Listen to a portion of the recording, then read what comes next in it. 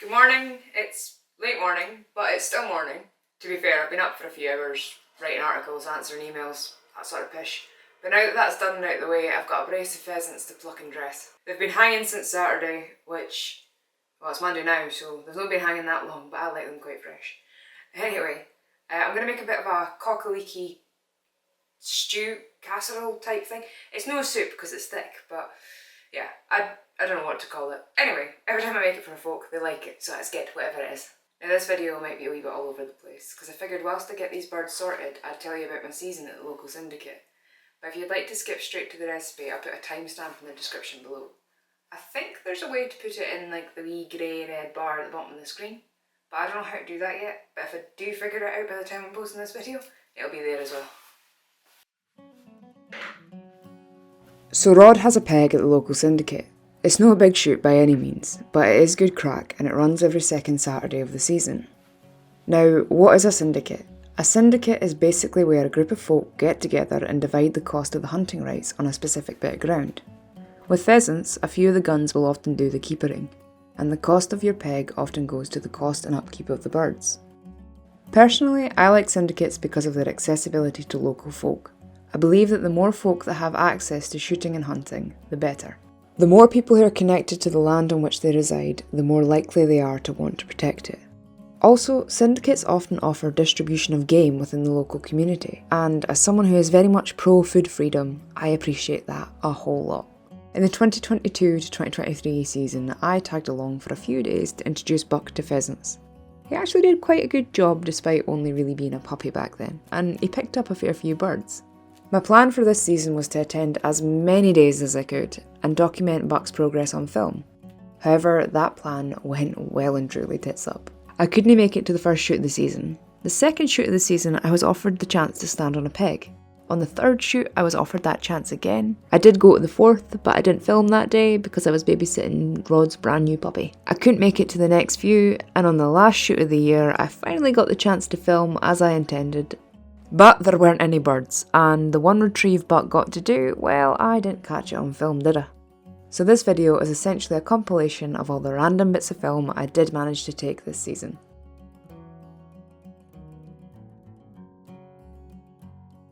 So on my first day of the season, due to a few guns not being able to make it, I was offered the chance to shoot. Now, I've done relatively hee-haw with shotguns in my career thus far, and my shotgun certainly hasn't seen the light of day very often. Besides shooting a few Bolton foxes, crows and a squirrel here and there, I've barely shot since leaving college. It's always been something I've wanted to do more of though, so I'll jump on any opportunity I get, and I was so grateful for this one. Talking of my shotgun though, it's a heap of shite. That's not fair. It's an old side-by-side and it just doesn't fit me. It's as light as a feather and as a result it kicks like a mule, and tends to kick me in the jaw, which isn't the most enjoyable. I work with deer, and up until recently, I've never had a reason or the funds to invest in a good shotgun.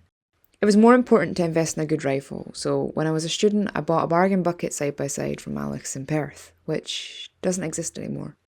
It did the job for foxes on the various estates I worked on, but it's not something I'd fancy shooting repeatedly. It's a bit of a one-shot wonder lest you want a bruised jaw, so to save my face today, I borrowed a Beretta from Rod, which was stupid, because I'd shot with it a week prior at Westlands and could barely hit the clays. It didn't fit me well at all. I did, however, have a crack with one of their demo Brownings and broke most of the clays that I shot with it, so apparently I'm not completely useless. Turns out a longer, heavier gun suits me well because it forces me to swing and not just point and shoot like a rifle. But alas, that beautiful Browning wasn't here today, and I'd have to contend with a Beretta. But hey, it was far better than a punch in the face from the side-by-side. Now on a side note before someone comments it, why is Buck wearing that collar? Well, it's because I'm still emotionally scarred from his little adventure last year. When he was only about a year old, I lost Buck in pretty much the middle of nowhere for 8 whole hours at night in the fog and driving wind. And the worst part, the tracking collar was sitting on the back seat of the pickup. I only found him because he started howling his little heart out. And by that point I was convinced he was dead because that's just where my mind goes. So now he goes nowhere without that collar on. He does need it for work. Long leads are all very well for flat land down south. But I tend to work in the arse end of Narnia, and if a deer runs into thicket or bracken, it's literally the best thing ever for finding it. But my anxiety around the collar is getting silly now. His recall was bang on. We've been without major incident since his big adventure, and I feel like I can trust him. But every time I try and leave the house without it, I remember how sick I felt that night, and I'm just like, nope, collar has to go on just in case. It's a me problem, not a Buck problem, and I need to learn to trust my dog, because he looks really silly going to shoots dressed like Sputnik. Good lad, come on. Good boy. Good lad, come here. Buck, come here. Dead, dead. Leave it, leave it, leave it. Dead, dead. Dead, dead.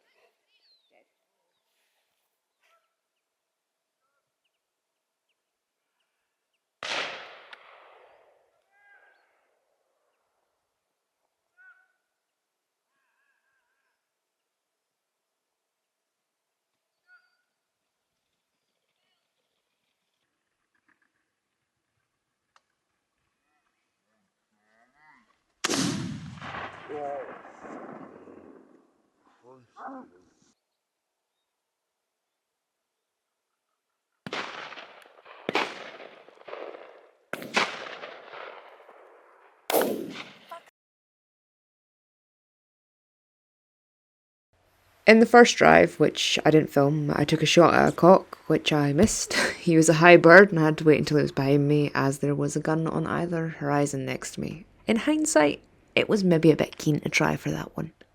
Or at least that's my excuse. Not much happened in the second drive. In the third, I missed what should have been an easy one, and I swung for a woodcock, but I didn't shoot, because there wasn't a snowflake's chance in hell I was going to hit it. After lunch, we headed down to the valley, where I missed some more birds. Buck's not been very steady in this video so far, or particularly well behaved for that matter, but you have to bear in mind he's young and he doesn't get to do this very often. He's a deer dog, and this bird business is foreign to him. He gets better as the season goes on and starts to remember his manners, but I'll definitely be doing a bit more dummy work with him this summer to work on his steadiness.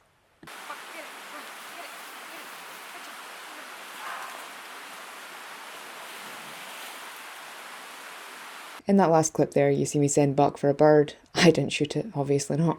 But it was pricked and it landed down in front of me. So I sent him across the river to go and get it. And he went and got it and he was bringing it back. And then he got mugged by a spaniel.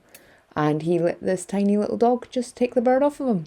Buck's a huge dog, to the point where I took him to a grouse shoot and Aubrey was winding me up about him being a Rhodesian Ridgeback cross. He's not, he is a pure lab. But he's a chunky boy. Despite his size, he is a major saft sack. He's pretty much a massive wimp and lets my tiny collie and Rod's tiny puppy walk all over the top of him. He's just a gentle soul, but hey, it's better than having an arsehole of a dog that tries to fight everything. Now there is an idea that pheasant shooting is, for lack of a better word, a bit of a toffs game. That is completely exclusive to those in a higher tax bracket. And if you're new to country sports, you could be forgiven for thinking that. But syndicates like these tend to be made up of normal working class folk and are a bit more of an accessible way to shoot on the regular than booking commercial days, which are quite expensive. To put it in perspective, the average UK smoker spends in excess of £2,000 a year on the habit. A syndicate place will often cost you less than half of that, and in most cases that's equating to 2 days out per month for the entire season. Our local is a fairly mixed bag. There's a retired firefighter, a stonemason, the local cafe owner, a cantankerous deer manager, and a fair handful of hill farmers, just to name a few of the characters who attend. As I said, the guns do the keepering and the beaters are all local lads and ladies. For most, it's a chance to train dogs, catch up with friends and practice a sport they love.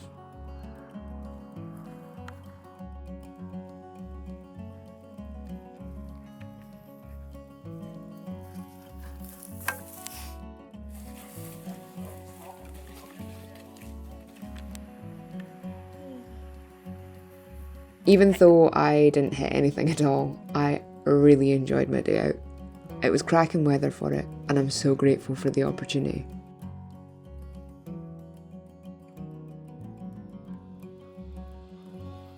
What's this? Good boy, Buck. It's for you.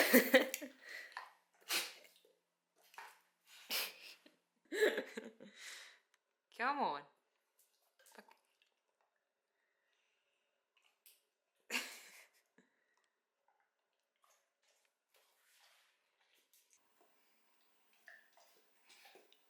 What's this?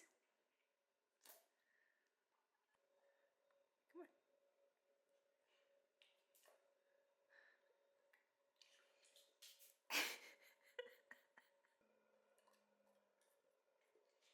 Come on.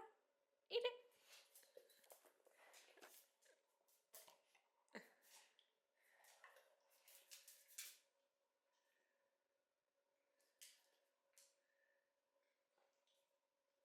You're weird.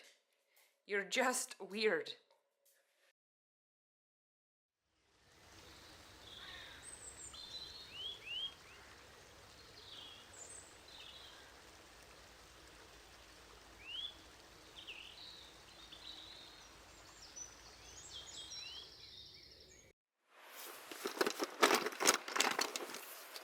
On our second day of the season, I got the chance to shoot again, and this time with a brand new gun.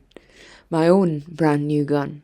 I had planned to wait until next year to buy myself a gun that fitted me, because I ain't made of money. But then I was taken completely off guard by an early Christmas present, which was insanely generous, but also just insane. Like, completely insane. Come here and sit down. Good boy, just stay. It was the Browning that I'd managed to kill the clays with, and I am so grateful for it, but I also can't help but feel incredibly guilty. I do always feel guilty when I receive gifts, however, and it is partly in exchange for a lot of work I've done, but that doesn't stop me from feeling like I owe the guy my soul for it. Regardless, thank you, you insane bastard. And I'll get you back for it one day. But despite the shiny new gun, I missed 3 pheasants on that last drive there. To be fair, they were all high birds, they were all behind me, and they all flew the same path. You would maybe think by the third one I would have figured out where to aim to hit it, but apparently not. Not much happened on this drive. The guy up the hill there shot a hare and ended up leaving it on the game cart. Like we have a game cart. The game pallet in the shed at the end of the day, so I ended up pinching it because I love eating hare. It is one of my favourite meats. It is just lovely. To be fair, Jock's van kind of doubles up as a game cart and a beater's wagon, so we're a pretty bougie shoot, really.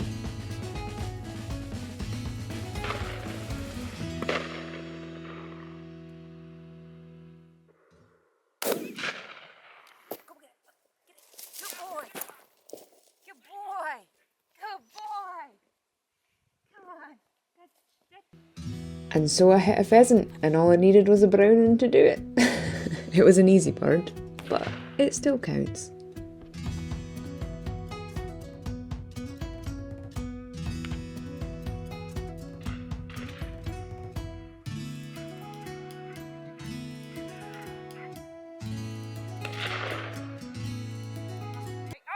Stay. Stay. Come here. Boy, just sit. Stay. Good boy. There's doggies over there. Okay. Your turn. Buck, here. Sit down. Sit down. Sit. Sit. Sit. Stay. So in this next part of the video, you're going to get to watch my heart break just a tiny little bit. So I've always wanted to shoot a woodcock. It's been up there on my list, just after all the ducks and all the geese. But yeah, my opportunity arose on this drive. A woodcock flew towards me, and I got on it, and I was calm, and I stayed on it, and I was calm, and I was just about to shoot, and it exploded, because the gun next to me had shot it. To be fair, it was kind of between us, so like, yeah, fair enough. A wee bit cheeky, but my dog poached it off of his dog, which I kind of feel is karma. You may have the faster trigger finger, sir, but I have the faster Labrador. Of course, this is not proper shoot etiquette, but we had a laugh about it, so bugger it, life's not that serious. That is not what I was looking for. Buck, no. Weesh. Buck, drop it. Come on. No. Drop it. After lunch we headed down to the valley and Buck put up some pigeons, but Rod was too bloody slow. Could have been having pigeon, but nah. I was very brave today and I took Buck's collar off and he didn't disappear into the void. So that's a win for us. He was pretty well behaved today, in comparison to the other day. Not gun dog standard by any means, but I'm still proud of him. As you can probably tell, I am not super serious about training Buck to be the world's best bird dog. His job is deer, not birds, and he's bloody good at his job. In that respect, I really struck lucky with this pup.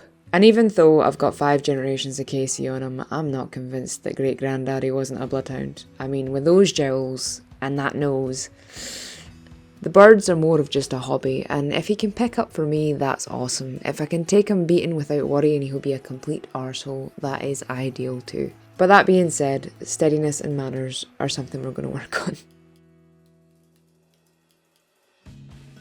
Not much happened down in the valley this afternoon, but today was grand. I got a chance to shoot my new gun, and I actually hit a pheasant today, so good for me.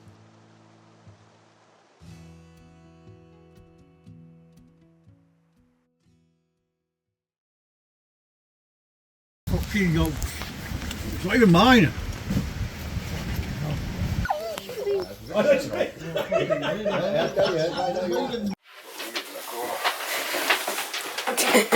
They're like all scared already. Oh, Buck's gonna try it. No. Oh. Oh yeah. Probably the best idea. It's a good Peter's wagon, this.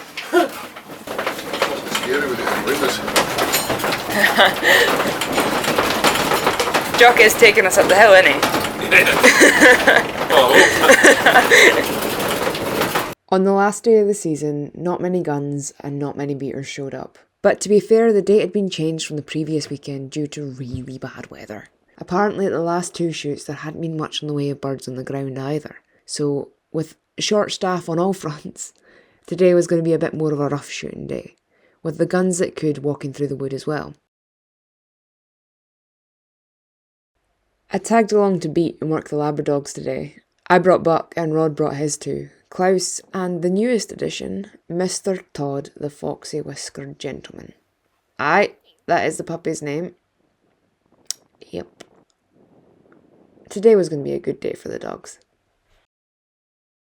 Today was kicked off by flushing the pond. 4 mallard drakes and surprisingly a cock pheasant came off of it. We then beat through some woods, which didn't really produce anything. But as we were all gathering up at the end, Buck flushed a pheasant in the bracken. Rod shot it. It landed, and the same dog that Buck had stolen the woodcock from got it. But she dropped it, so Buck did manage to do a retrieve in the end. But of course I didn't catch any of that on film because I was just too bloody slow.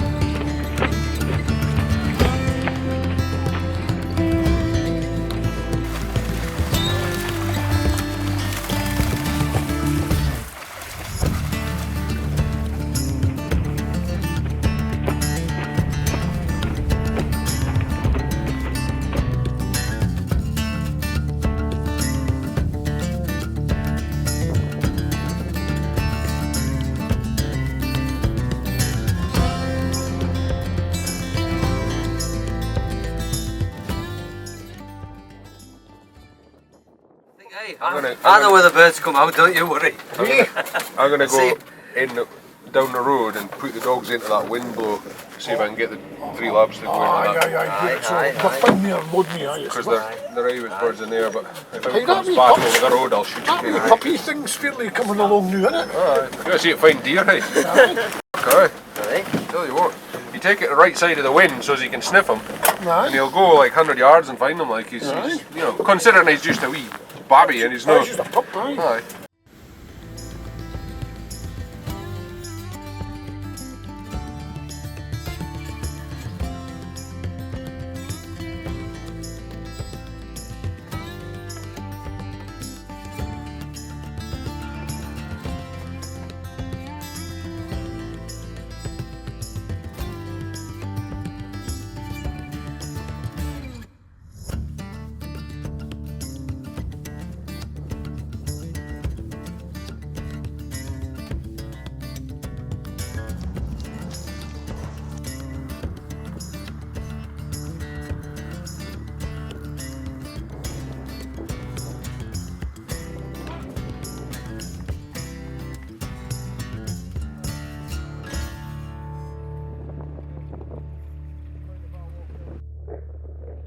how has your shooting experience been so far, Rodney?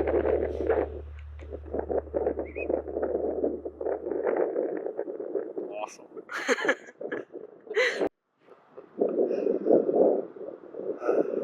Well, I have to say, today's just been swell.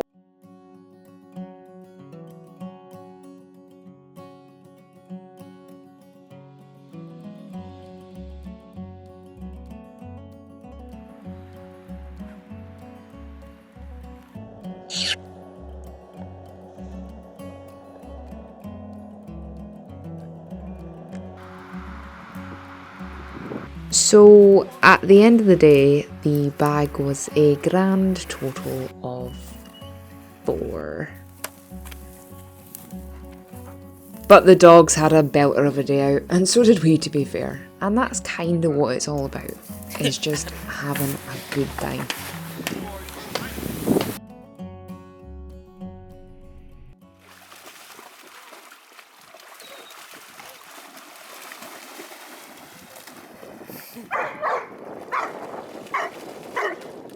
Right, come on, this way, this way, this way, this way, this way, this way.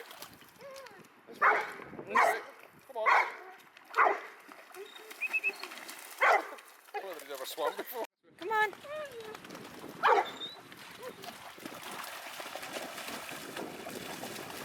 Come on, Buck, you dafty. But come on. I'm a wee bit sad that I wasn't out more this season, but hey, it's just motivation to do better next year. Hopefully I'm able to attend all the days and do a wee bit more beating on commercial shoots, because that's good crack too. We ended this day sponging beer and heat, as is tradition. But we will have a shoot dinner at the end of the month, which will formally mark the end of the season. I hope this season has been good to you all. I hope you've had plenty laughs, plenty birds, and plenty drink. And I hope that the next season is just as good, if not better. So these are both pretty skinny birds, and that hen has definitely seen better days. But it doesn't really matter, because the point of cock-a-leekie is to use up your scrawny birds and turn them into a meal. Traditionally it was used to get rid of unwanted cockerels, and it doesn't really matter what the bird looks like, because it's going to be broken down till it falls off the bone anyway. So despite the skinny birds, this is actually quite a high calorie recipe, and this will do me and 2 men 2 nights of food, so that's 6 meals in total. I'm not really sure how to break it down for to feed 2 people or to feed, it's kind of a batch cooking recipe. So if you've got 2 pheasants, you'll need 2 pheasants. A hen would do the same, like a chicken hen would do 6 meals as well.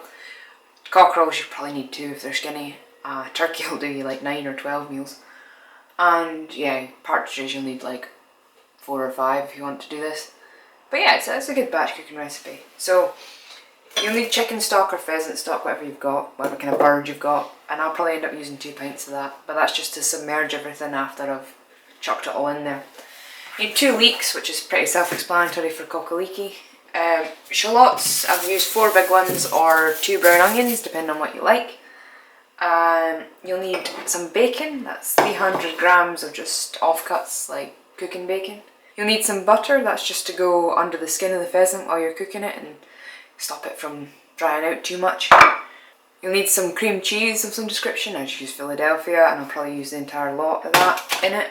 And 300 millilitres of thick cream or double cream. And that's where the calories come in. You'll need some black pepper, add as much or as little as you want. I add salt, but I add it afterwards to taste, just because you can end up over salting it quite easy, because the bacon's obviously quite salty, although that is unsmoked. To season I use a mix of herbs. I think there's a lot of garlic in there, because I just add a lot of garlic to all my food. Basil, oregano, quite a lot of rosemary, tarragon, and there's a wee bit of sage in there, but you want to watch with sage because it can ruin things. Well, I feel it can ruin things. So that's all the ingredients you need. I'll dice up my leeks and kind of put a bed of them underneath the birds. I'll stuff the birds with the bacon and the shallots, put the butter under the skin, and then submerge it all in the stock, cook it for an hour or an hour and a half depending, at 180. It kind of just depends if I forget it's in there because I do that all the time. And then halfway through, a good way through cooking, I'll add the cream and the cream cheese and cook it for another 40 minutes after that, and it just makes it go thick and quite nice. Obviously, I'll season it all first before I do that. I'll put the steps in the description because I'm clearly not very good at saying them. So we'll crack on with that. So there it is. It's no the most aesthetic of dishes, but, well, to be fair, if you make it with turkey or you make it with chicken, it doesn't have that kind of yellowy oil on top because that's the fat of the pheasant. But it really doesn't matter what looks good. It really doesn't matter what it looks like as long as it tastes good, and it does. So, that's how you make that. I did a real shit job of telling you how to make it, but I'm not very good at making videos, so it is what it is. Hopefully I'll make more. I'll see you in the next one if I do. And bye. Cheers for watching. I hope you enjoyed it.